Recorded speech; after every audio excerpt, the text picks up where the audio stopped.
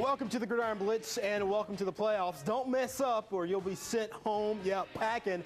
The Titans of Mercer County knew there was little room for error against Lincoln County. Action News 36's Kent Spencer was in Death Valley and has all the highlights from one of the most anticipated rematches of the season. Any other year, the exhibition opener would just be considered a dress rehearsal. The stats don't count towards the season totals, neither do the wins and losses, but tonight is just a little bit different, okay? It's a lot different. Tonight marks the first time Billy Gillespie will coach a Kentucky squad against an opposing team. First, let me get through the three-pointer. Bengals head coach Marvin Lewis had surgery today to repair torn tendons in his left ankle. The Reds sent Mark Bellhorn to AAA as Alex Gonzalez has returned, and we are just 10 days away from kickoff between the Cats and the Colonels.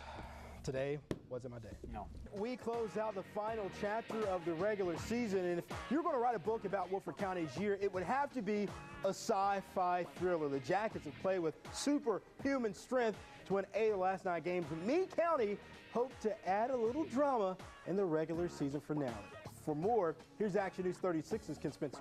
This is the night that Ramel Bradley thought he'd be playing in New York. Instead, it was Gardner Webb facing UConn in the 2K Sports Hoops Classic, while the Cats are home dealing with a long list of injuries. With UK's top outside shooter, Jody Meeks, out with an abdominal stress fracture.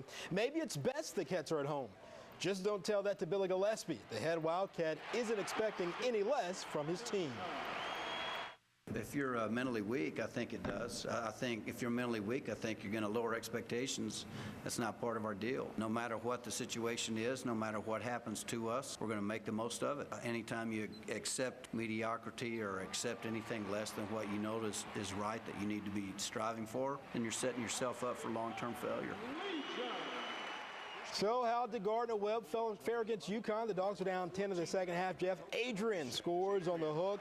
Aaron Lynn scored 15 points against the Cats. He managed only 4 against the Huskies. Gardner Webb was a cold 24% shooting from three-point range. So you got to know, Gardner Webb loses it 66-78. They'll face UConn again on Tuesday. Yeah, the Huskies were already on Gardner Webb's schedule. Raphael Little has returned from a back injury, and Wesley Woodyard hopes to make history. We tackle both topics now in this Solid Blue Report. Today, Little participated in practice, and Rich Brooks says he's encouraged that Little is healthy enough to play in the Georgia game on Saturday. A win over the 8th-ranked Bulldogs would mark the 3rd UK victory over a top 10 team this season. It's a mark no Kentucky team has ever achieved. Without a doubt, man. You know, anytime you get a chance to play tough competition like we play every week, it means a whole lot. And get a chance to go out there and play another top 10 team, that just shows our schedule is tough, and we played a lot of good teams. So I think this 8-win season will mean a whole lot more.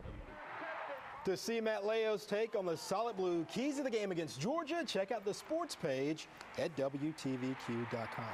For the second year in a row, Georgetown College defensive back Clay Hamlin has been named the Mid-South Conference East Division Defensive Player of the Year. The senior from Danville, Indiana, recorded 52 tackles and had a total of 8 interceptions this season. He also owns school records for career interceptions, punt returns, and kickoff return yards. There are several interesting matchups taking place tomorrow night in round 2 of the state football playoffs. After a classic win over Lafayette, the Dunbar Bulldogs are hoping their luck continues against heavily favored Henry Clay. The Blue Devils beat the Bulldogs 55-6 in week 7 of the regular season. Anything can happen in the playoffs. They're an awful good football team, but you know, we're going to go over and play them, and we're going to play them hard, and I think we're going to get after them pretty good, and I think it's going to be a pretty good football game. Obviously, Henry Clay being the most talented has an opportunity to win when you're in the playoffs, and our kids feel the same way. They know what we're going to do. We know what they're going to do. It's just a matter of now who does it the best. And today in baseball, Jake Peavy was the unanimous winner of the National League Cy Young Award. Peavy leads the league in wins, ERA, and strikeouts. The San Diego Padres ace received all 32 first-place votes. Former UK Wildcat Brandon Webb, last year's winner, was his distant runner-up. Now, the Jack Kane Ford play of the day.